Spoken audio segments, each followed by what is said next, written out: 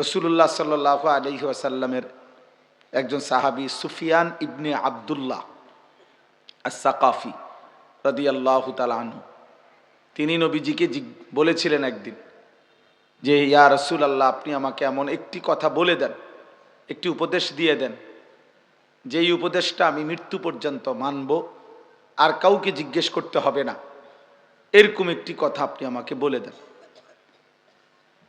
রাসূলুল্লাহ সাল্লাল্লাহু আলাইহি ওয়াসাল্লাম ওনাকে বললেন, কুল আমানতু বিল্লাহ সুম্মা ইসতাকিম, তুমি বলো যে আমি সব বিষয়ে, প্রত্যেক ক্ষেত্রে তুমি শুধু এটা বলবা যে আমি আল্লাহকে মেনে নিলাম, সুম্মা ইসতাকিম, অতঃপর আল্লাহর হুকুমের উপরে, আল্লাহকে মানলাম আমি, এ কথার উপরে তুমি মজবুত থাকবা।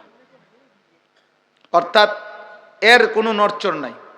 দুনিয়া কি বলে না বলে, কে কি বলে না বলে, আমি আমার আল্লাহর কথা, আমার রাসূলের কথা মেনে নিলাম, খালাস।